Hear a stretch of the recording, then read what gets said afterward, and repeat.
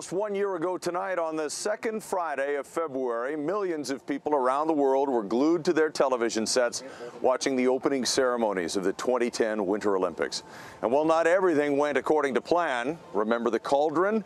The show met with generally rave reviews, but still nothing could quite prepare the country for the transformative impact of those 17 days. And as Brian Coxford reports, a year later, many of those memories are still fresh.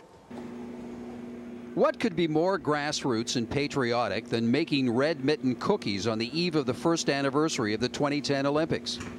Corey Moffat baked thousands of them during the games, handing them out to kids, friends, and total strangers.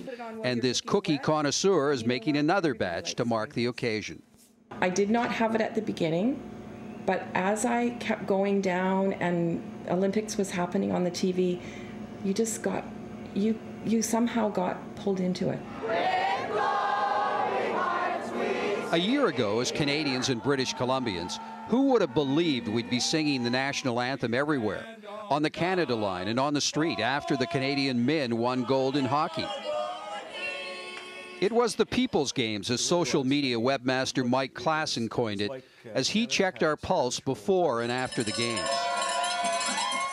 Just those few weeks before the games, that there was this grumpiness. People thought the games weren't for them. It was too expensive. The tickets were already sold, and you didn't know how to get in. And then when they found out they could enjoy it themselves, that's when everything changed. For literally no investment, we could fly across Robson Square on the zip line after waiting 8 hours to ride it. Through social media and this station, people learned about dozens of free Olympic events. We came downtown to celebrate, keeping one eye on giant screens watching our athletes win medals. And as the enthusiasm grew, so did our patriotism and pride. I got a call from a woman from Agassiz who had 3 kids. She said she was going to go to Surrey Sky train station, and she had a $100 budget for the entire day.